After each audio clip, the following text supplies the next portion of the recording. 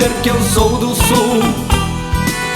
A minha terra tem o céu azul. É só olhar e ver. Eu sou do sul. É só olhar pra ver que eu sou do sul. A minha terra tem o céu azul. É só olhar e ver.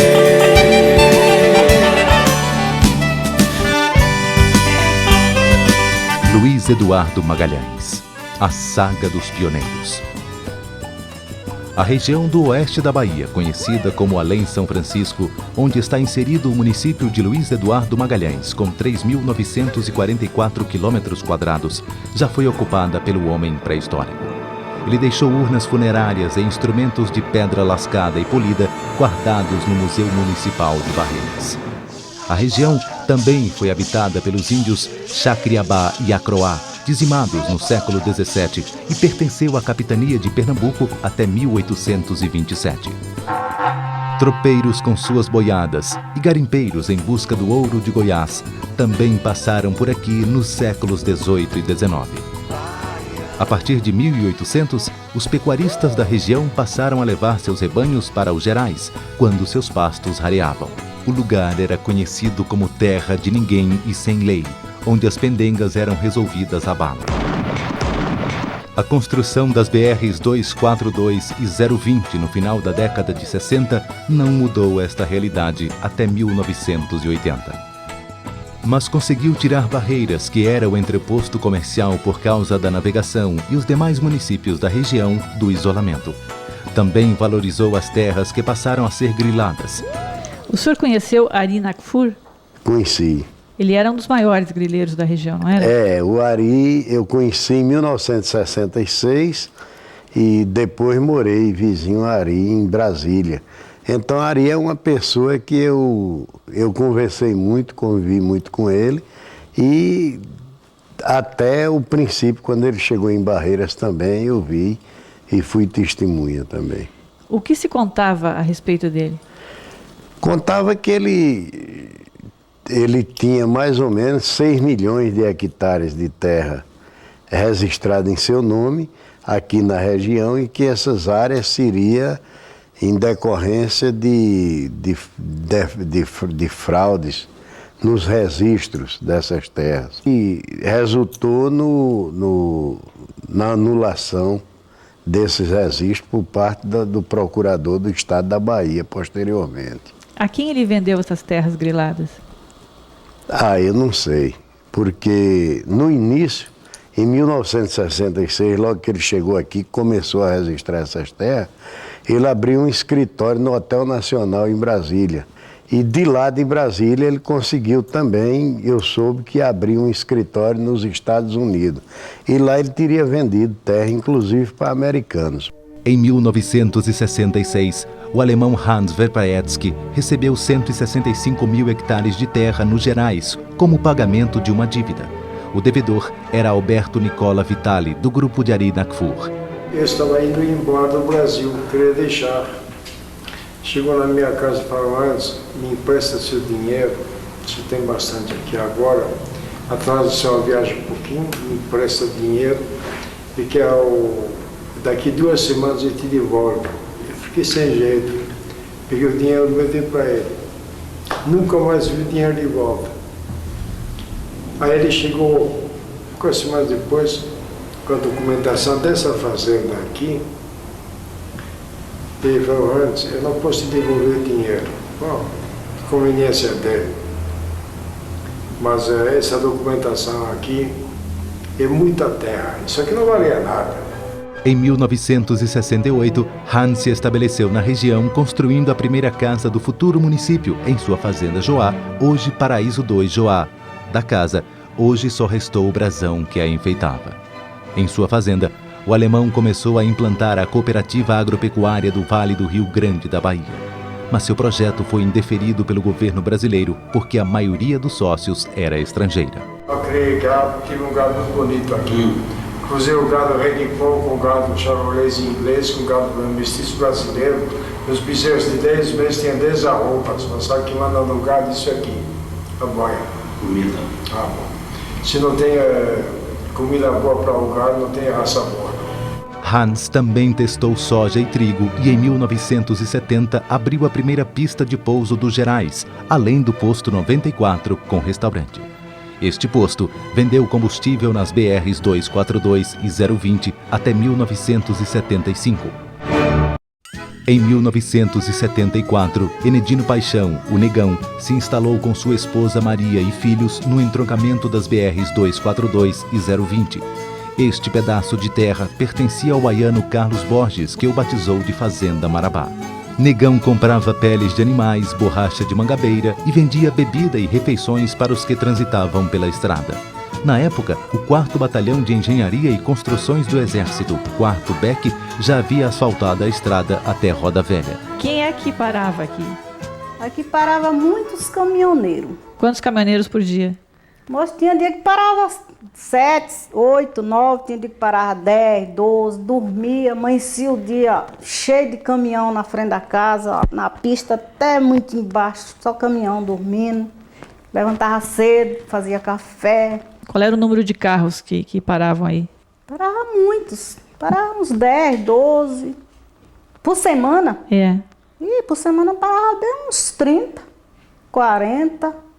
Parava muito. Tinha dia que parava 2 ônibus, 3, que a gente não dava nem conta de despachar.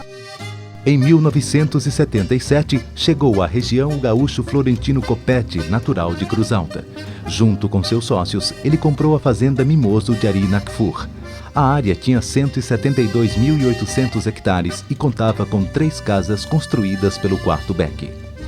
Que tipo de homem era Florentino Copete? Florentino Copete é um homem calmo, um homem com uma visão muito ampla.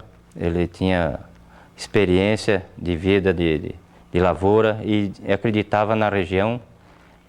Então, por isso, veio plantar o soja na Fazenda Mimoso. Pensando no futuro, Copete cedeu as primeiras terras para a empresa baiana de pesquisas agropecuárias, EPABA, para que ela fizesse experimentos com 9 culturas, entre elas a soja e o café. Copete também foi o primeiro a plantar nos Gerais lavouras de arroz e soja em 1978. Em junho de 1979, ele vendeu as primeiras 200 sacas de soja para Minas Gerais, como atesta nota fiscal assinada por João Deckman Fogel, gerente e sócio da Fazenda Mimoso. Neste mesmo ano, desgostoso após pagar 51 posses de terra para seus pretensos donos, Florentino Copete vendeu a Fazenda Mimoso para o goiano Arnaldo Horácio Ferreira. Como e quando o senhor chegou aqui na região? Aqui na região eu cheguei procedente de Brasília. Eu vim olhar terras para compra para fins de reflorestamento no município de São Desidério.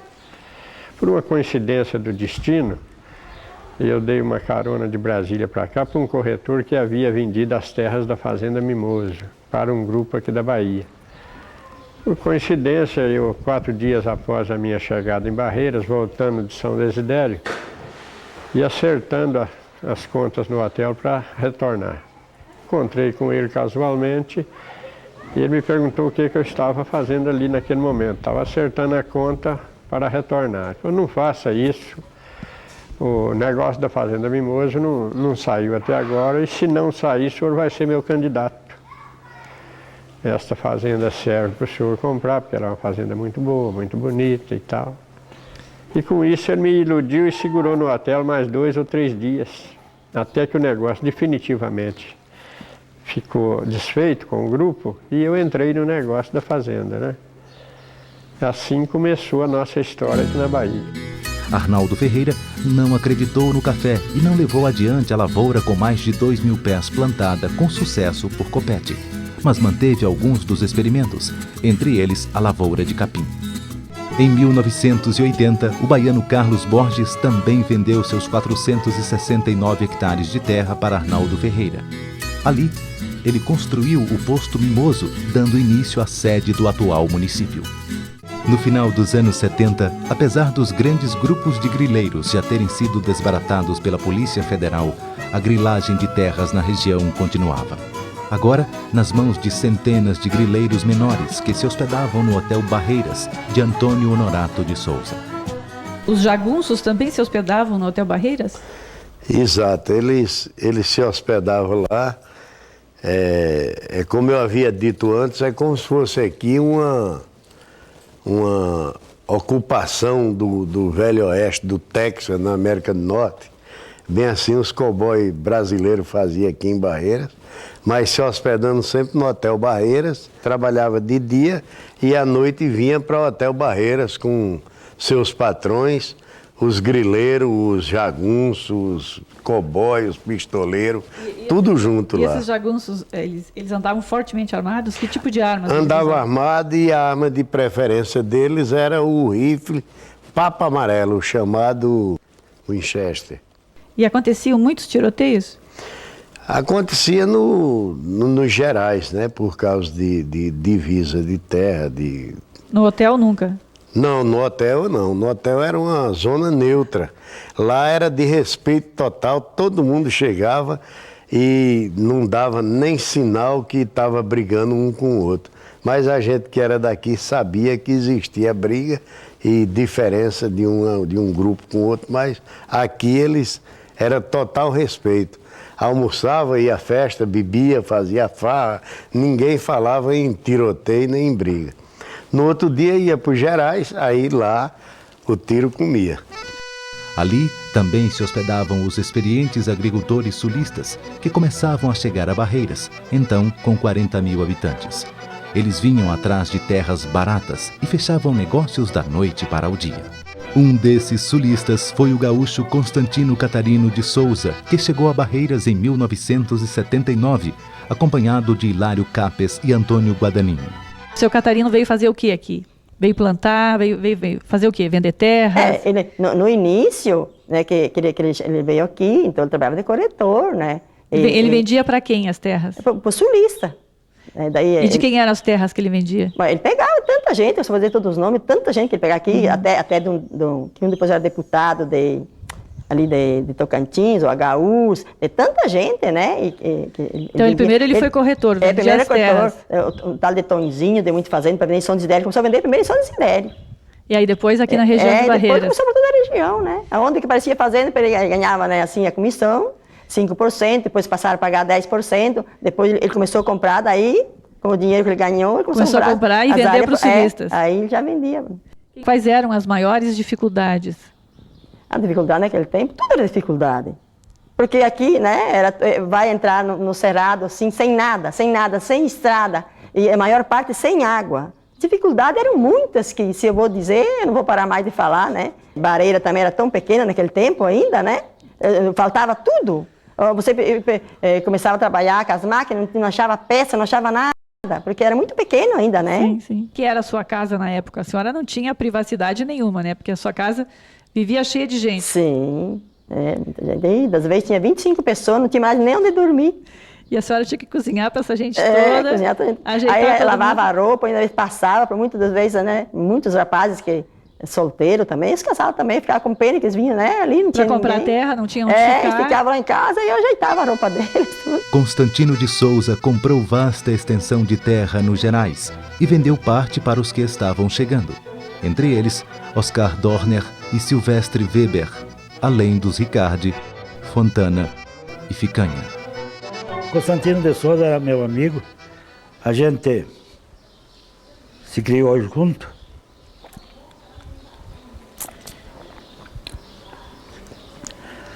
Até a gente, quando fala nele, a emoção é muito grande.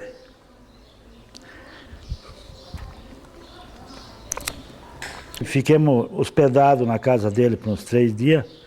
Aí ele resolveu a sair, mostrar as áreas de terra que tinha para vender aqui na Barreira. A partir de 1980, guiando seus velhos carros e caminhões trazendo tratores, foram chegando os disciplinados e trabalhadores sulistas. Vinham acompanhados de suas valentes esposas e de seus filhos pequenos. Os registros mostram que todos enfrentaram os mesmos problemas. Buscavam água a dezenas de quilômetros de distância, moravam em barracos de lona, não tinham energia elétrica nem estradas, além de desconhecer o clima e o tipo de terra da região.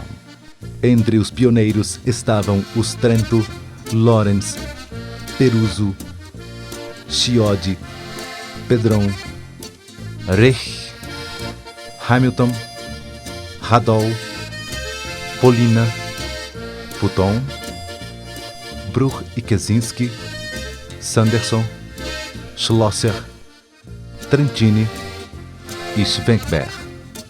Esta gente de fibra comeu o pão que o diabo amassou. Mas a esperança por dias melhores foi a mola que impulsionou a todos que se conheciam pelo nome e formavam uma comunidade solidária. Alguns, como Luiz Ricardi, o primeiro a plantar soja em larga escala, Adelar Capelesso, Lucir e Anildo Ficanha foram residir em Barreiras, indo e vindo exaustivamente de suas fazendas. Quais foram as maiores dificuldades enfrentadas? As maiores dificuldades da região, no início, foi o grande problema de reposição de peças, a tecnologia, o problema de abastecimento de diesel, que a gente vinha na cidade buscar diesel, né? Tinha que vir com uma caminhonete buscar diesel na cidade. E a infraestrutura geral da cidade e da região também, que não tinha nada, né? Quase todos os dias a gente ia para a Barreira, para a fazenda, para levar diesel, peça, a alimentação que precisava. Inicialmente, nós não tínhamos estrutura na região para se fazer plantio de lavoura mecanizada. Nós tínhamos carência de máquinas, peças principalmente. Nós, inclusive, adquirimos tratores que vieram do sul, que a representação que nós tínhamos aqui, se não me falha a memória, era só da Massey Ferguson, muito carente. E em termos de peças, a gente até tinha que solicitar do Paraná, muitas vezes, certas peças que a gente precisa dentro de uma fazenda. E na cidade a estrutura de Barreiras era muito pequena, era uma estrutura ainda em termos de saúde muito precária, educação também bastante frágil e o próprio comércio também muito fraco. O senhor, como sulista, enfrentou alguma discriminação? Não, é claro que existe uma certa diferenciação de costumes, entendeu? Mas o povo daqui eu acho que foi muito acolhedor, porque nós é que fomos os forasteiros que viemos para a terra deles. O que havia na atual sede do município de Luiz Eduardo Magalhães?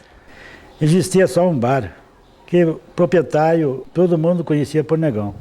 Então era a parada obrigatória para ir para a fazenda, era nesse bar do Negão. O que o Negão vendia? Mais era pinga, cerveja, algum refrigerante. A bolacha já era difícil porque tinha muita traça, ficava velha aqui, né? Então era difícil para a gente fazer um lanche, era só bebida quente quase.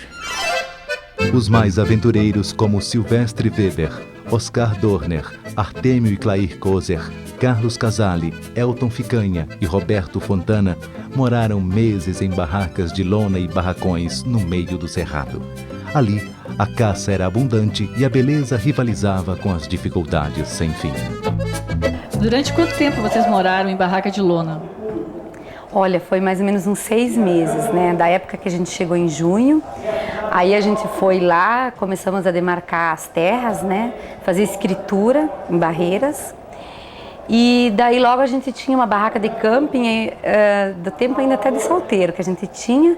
A gente armou essa barraca de camping e começamos a construir o galpão, né? Pra gente morar. E o galpão a gente construiu com o dinheiro de um Fusca que o Carlinhos tinha do tempo de solteiro, né? O pai dele vendeu o Fusca lá no sul e nos mandou o dinheiro pra gente construir o galpão. E como era esse galpão? E o galpão era o mais simples possível, né? Era tijolo à vista, assim, levantado, tijolo comum, de 8 furos, um piso amarelo. E a gente não tinha dinheiro para comprar madeira, né? Madeira era muito cara aqui na Bahia nessa época. Então a gente foi num brejo, ali no Rio de Pedras, e tiramos madeira, aquela pindaíba, que é bem retinha, e foi essa madeira que nós usamos e colocamos telha brasilite. E qual era o cardápio do dia? Era bem sofrido, né? A gente tinha pouco dinheiro, então era basicamente arroz, feijão, macarrão, carne, só um pedacinho assim, só para fazer um molho. E caça? Caça, bom, depois de uns meses que a gente estava morando aqui, o Carlinhos começou a pegar tatu, né? Quando a gente começou a abrir a terra. Então, devagarinho, eu fui aprendendo como fazer, né? Porque eu também não sabia fazer, porque eu lá no sul a gente não comia essa caça, né? Então, eu fazia um tatu enfarofado que era uma delícia. Até hoje ele fala. Você dividia, junto com o Carlinhos, as horas do trator de noite, não era? Dividia. Qual era o teu horário? Meu horário sempre era das 6 da tarde até meia-noite. E da meia-noite até amanhecer o dia ele ia para nivelar, né? Como é que era lavar roupa, cozinhar, nessas condições precárias, sem água encanada, sem energia elétrica e mesmo sem uma casa normal? A roupa eu lavava toda no sábado de manhã que a gente ia buscar água na cabeceira do Rio de Pedras. A quantos quilômetros? 14 quilômetros. A gente ia de trator, com uma carretinha que puxava o trator, botava tambor de 200 litros, daqueles de óleo, e aí a gente chegava lá, enquanto o Carlinhos enchia os tambor de água, eu do outro lado da estrada eu lavava toda a roupa da semana. E durante a semana a gente tinha que passar com 750 litros de água, cozinhar, tomar banho e limpar a casa, tudo com essa água. Como foram os primeiros tempos? Foi muito difícil, não tínhamos estrada, não tinha água, nós puxávamos água a 20 quilômetros sem condições. Puxávamos água com trator, com pipa. Nós ficamos na base de 30, 40 dias embaixo de barraco de lona, com chuva, com sol. E assim foi nosso começo. Como é que vocês acharam a área? Olha, a informação que o Constantino nos deu que tinha que seguir numa posição lá, tantos quilômetros e virar para a direita, mais 6 quilômetros que nós estaríamos dentro da área. Só que ela não estava demarcada ainda exatamente onde era a nossa área, né? Então fizemos isso e acampamos lá no meio do cerrado e começamos a abrir, preparar a madeira para construir o galpão, até que foi demarcada a área. E nesses primeiros tempos, vocês moraram em barraca de lona também? A primeira casa foi uma barraca de lona, ficamos 30 dias na barraca de lona. Até que demarcaram a área, aí nós construímos um galpão de madeira e daí busquei a família para morar dentro desse galpão. Quem mais morou nesse galpão? E daí a gente foi acomodando os próximos que vinham, né? Que não tinham onde se acampar, para não precisar morar em barraca de lona, né? Então se acampavam lá em casa, dentro do galpão, até que eles se montavam a casa. Quem foram os próximos que vieram depois do senhor? O senhor foi o primeiro, foi o pioneiro em Bela Vista. Veio o Artemio Corza também, se acampou embaixo de uma lona lá, próxima à minha área. Depois foi o Roberto Fontana e o Lucir Fontana. E aí depois foi a família do Anildo Ficanha. O que mais que o senhor enfrentou de dificuldade? além das estradas ruins, a gente não pode nem contar hoje quantas foram, né? Foram muitas. Que a gente for mencionar tudo, dá uma lista bem grande. A gente não tinha a estrutura necessária, as coisas necessárias para fazer o serviço, né? Então eu, em cima do trator, e a minha esposa amarrava o cabo de aço nas árvores e eu derrubava elas, né?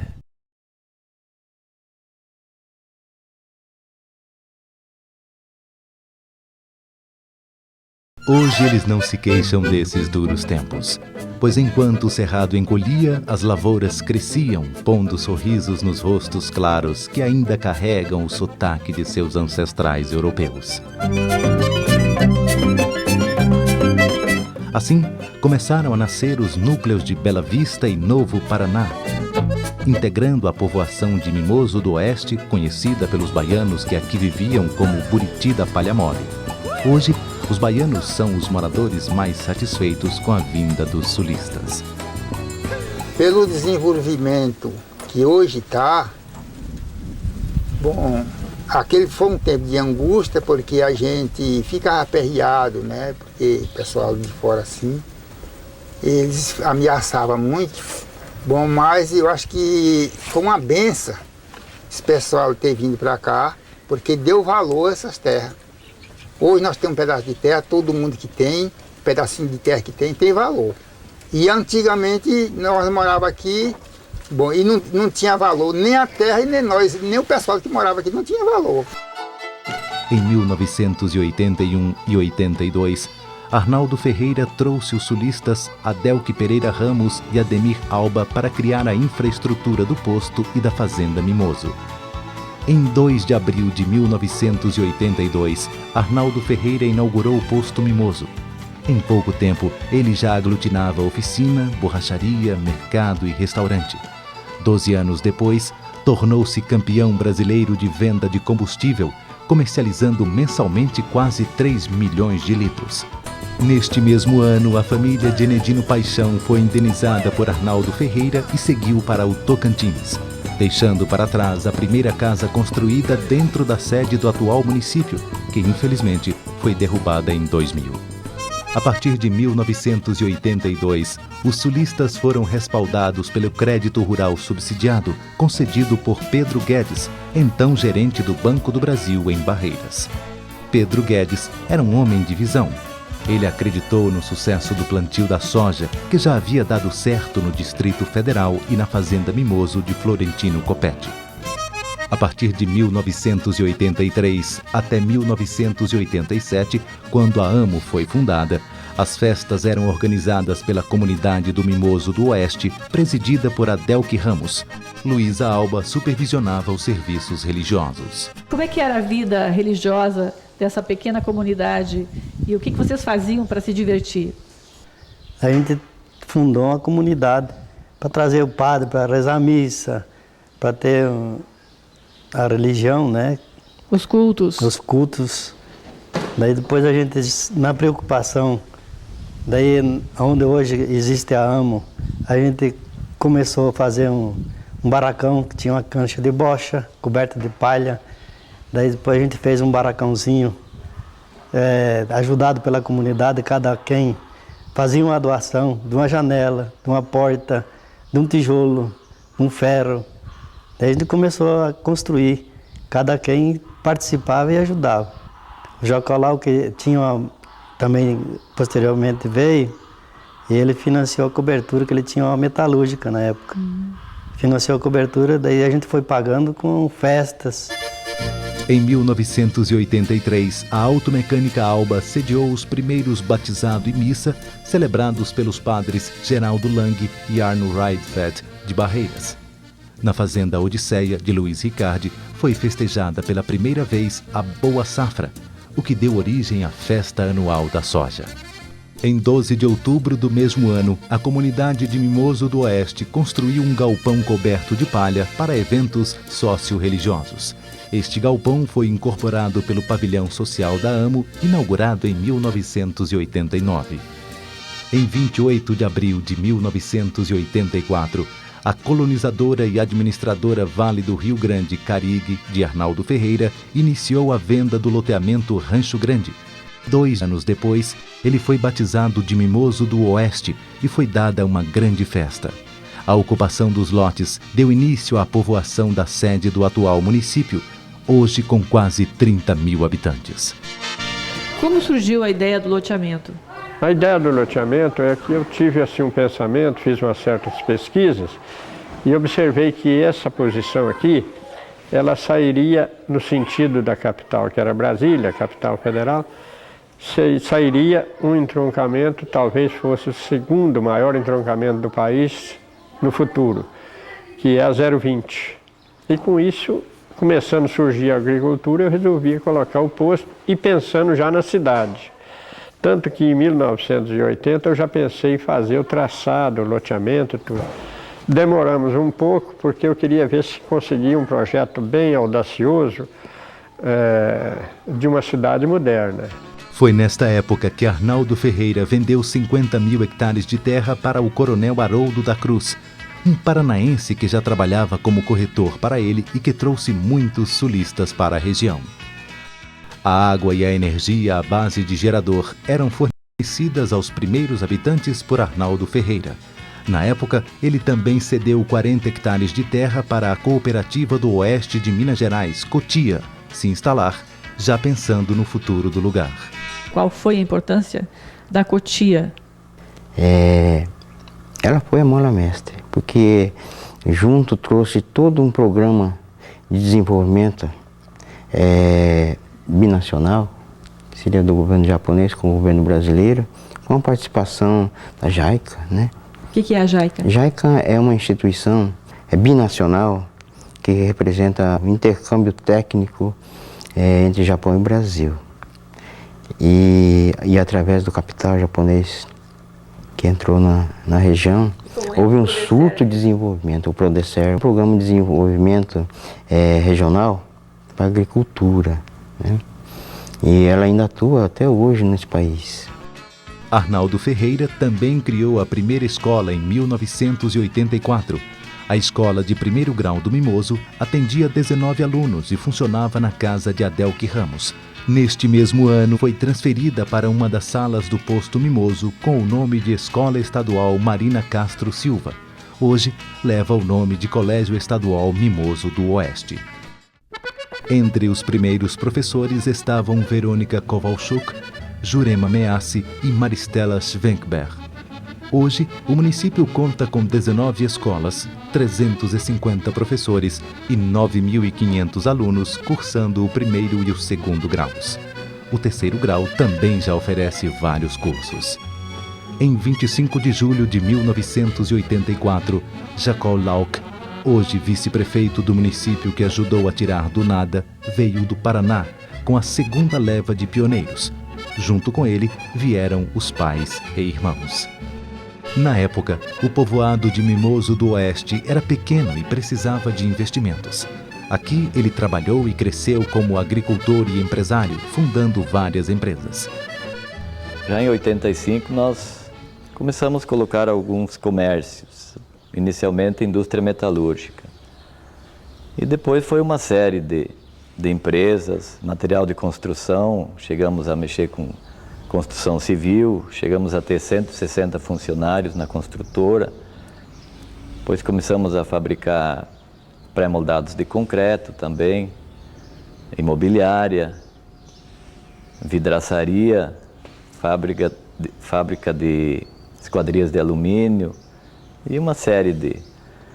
Isso a gente foi colocando devido ao crescimento da cidade, do povoado e devido a grande demanda que existia em relação a esses produtos, porque todo mundo tinha que comprar em Barreiras. A partir de meados da década de 80, as grandes indústrias se instalaram na região.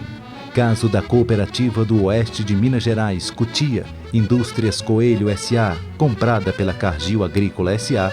e a Ceval Alimentos do Nordeste Limitada. As indústrias vieram a reboque das boas safras de soja, obtidas pelos sulistas que domaram as terras da região. Eles contaram com a ajuda da EPABA, incorporada pela Empresa Baiana de Desenvolvimento Agrícola, EBDA, e da Empresa Brasileira de Pesquisas Agropecuárias, Embrapa. A partir de 1987, a AMO realizou mais obras do que a maioria das prefeituras da Bahia. Quem arregaçou as mangas como presidente da associação por 3 gestões seguidas foi Luiz Hashimoto, ajudado pelo primeiro secretário Teófilo Jerônimo. A AMO também foi a responsável pela vinda da energia elétrica em 1989 e construiu a Igreja de Nossa Senhora Aparecida, inaugurada em 9 de junho de 1991. Hoje, a AMO cedia festas e serve de local para eventos culturais e cursos. E o município já conta com vários postos de saúde e 2 hospitais em fase de acabamento. Desde os primeiros anos, os pioneiros desta saga moderna já ansiavam pela emancipação do povoado. Fato noticiado pelo Caracará, primeiro jornal local, em 1990. Quando começou a germinar essa semente de se emancipar de Barreiras? Começou há mais de 10 anos. A gente estava lutando e tentando e pleiteando isso já ainda no início dos anos 90. E aí demoramos uns 10 anos para que conseguíssemos finalmente essa tão sonhada emancipação.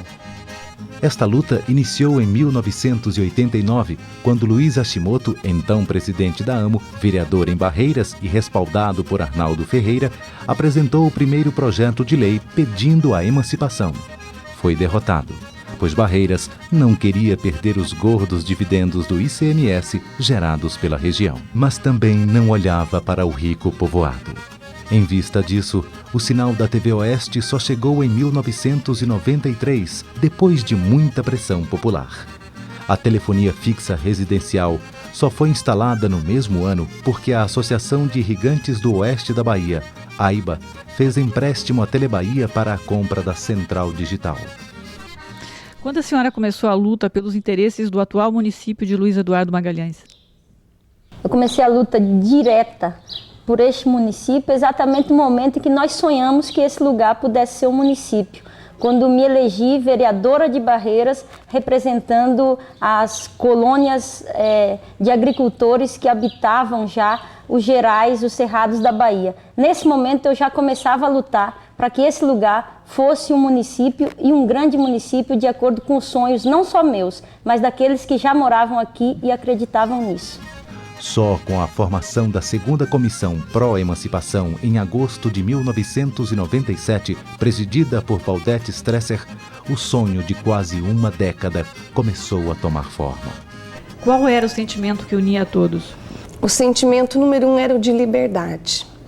O de achar que tínhamos o direito de morar numa cidade e de passar para a população este sentimento. De fazer com que a população também acreditasse conosco que nós tínhamos aquelas condições todas para nos tornarmos um município. Quem fez a diferença nesta comissão? Todos os membros atuantes, cerca de 15 pessoas que batalharam até o final sem cessar, sem medir esforços, sem horário e com muito apoio das famílias. Agora, nós não podemos deixar de dar destaque à pessoa de senador Antônio Carlos Magalhães. Nós devemos tudo a ele. Ele estava à distância, acompanhando e apoiando todos os nossos movimentos, as nossas reivindicações. Qual foi o gosto da vitória? O gosto da vitória foi o de querer é poder. Porque quando nós conseguimos, através da comissão, passar esta confiança para a população, nós começamos a gozar de credibilidade da população. E as pessoas começaram a entender que nós tínhamos o direito de termos dignidade em nossa localidade. E a partir do momento que você começa a acreditar que você tem direitos, você persiste. E geralmente, quando você persiste, você consegue. Este foi o gosto que nós tivemos.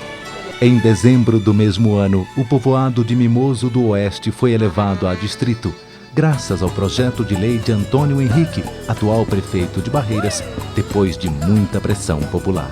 Na campanha do senhor Antônio Henrique para a prefeitura de Barreiras, conversando com ele, me solicitou apoio.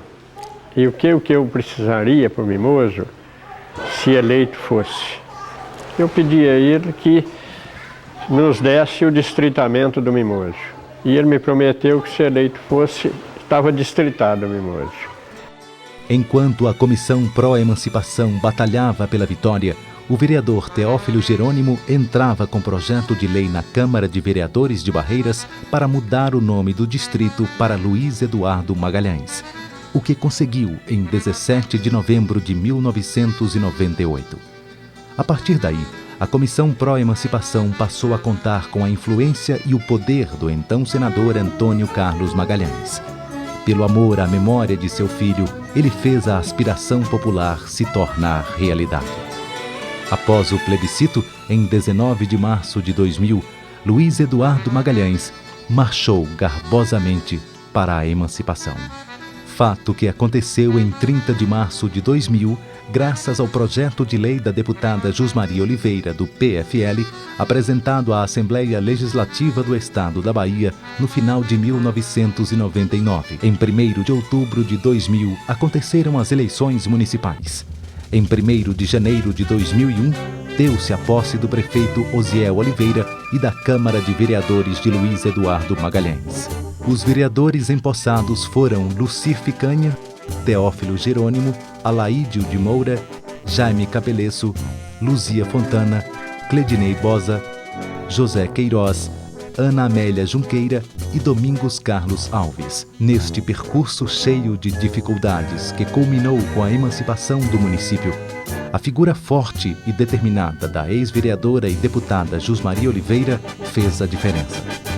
A filha de Dona Lídia e de seu Constantino Catarino de Souza não negou o sangue pioneiro que lhe corre nas veias, tornando o sonho possível com a sua luta.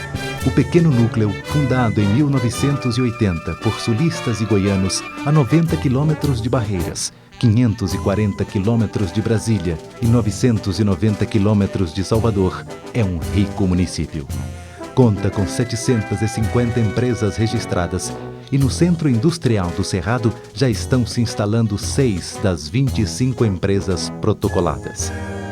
Luiz Eduardo Magalhães soma com os demais municípios do Oeste Baiano 1.138.000 hectares de área plantada, produzindo anualmente 3.377.000 toneladas de soja, milho, café, algodão e frutas. O sucesso da lavoura, a partir da chegada dos agricultores sulistas, não apenas enriqueceu toda a região, mas também a alçou no cenário nacional como a maior produtora de grãos do Nordeste. Dos pioneiros, infelizmente, alguns já se foram, perdendo parte daquilo que ajudaram a construir. Caso de Oscar Dorner, Otmar Schwenkberg, Severino Fracaro, Wenzel Salvador, Dioclésio Ramos, Arsênio Hempel, Haroldo da Cruz, Enedino Paixão e Constantino de Souza. A época dos barracos de lona, das estradas intrafegáveis, das cobras dentro dos barracões, da falta de água, energia e de comunicação, ficou para trás, apesar de ser recordada com saudade. Você tem saudade dessa época? Ai, saudade sim não, mas eu lembro muito, tem dias até em que eu me emociono, choro quando eu falo, né? Mas foi uma época boa também, foi uma etapa da vida, né? Eu acho que a gente, para conseguir uma coisa na vida, a gente tem que passar. Acho que eu aprendi com uma lição muito grande com isso. Aprendi a dar valor para as coisas, sabe? Que na vida não é só você ganhar as coisas de mão beijada, que tem que lutar para ter as coisas na vida. Valeu a pena, então? Valeu, muito. Eu acho que eu não sei de onde que eu tirei tanta força e tanta coragem para passar por tudo isso que eu passei, mas eu acho que valeu a pena e sempre vou agradecer a Deus por ter passado por isso. Hoje, a gente lembrando e contando até emociona. Emociona, sim. Mas, graças a Deus, a gente venceu a batalha, né? E a batalha foi dura, né? Foi muito dura. Temos saudade porque a gente tinha uma grande amizade. As pessoas que a gente encontrava parecia gente de casa, gente da família. A gente fez uma grande amizade com o pessoal que foi se chegando, né? Então, a gente sente saudade que a gente começou do nada. Hoje, felizmente, a gente tem um começo até razoável, mas é bom que a gente começa do nada e consegue crescer. Então, isso que é importante para nós. Qual era o divertimento de vocês na época? Essas poucas famílias reunidas no meio do Cerrado. A gente se juntava, 10, 12 famílias lá, e pegava gaita, violão, né? Aí um cantava uma coisa, outro cantava outra. Aí daqui a pouco a gente começava até a dançar, né? Para ter o tempo, né? Quando era nos domingos, onde é a Bela Vista hoje, embaixo no pé da árvore, lá a gente rezava o culto. O que continua igual são as suculentas churrascadas, regadas a muita cerveja. O chimarrão passando de mão em mão pela manhã e à tarde. Os festejos da Semana Farroupilha e as festas animadas do CTG Sinuelo dos Gerais, fundado em 1991, que congregam a todos. Hoje, o futuro plantado com o suor dos rostos claros dos pioneiros que chegaram de Malaicuia há 22 anos, pertence a todos. Sulistas, goianos, paulistas e baianos. Assim como a riqueza gerada, que deve crescer mais ainda daqui para frente.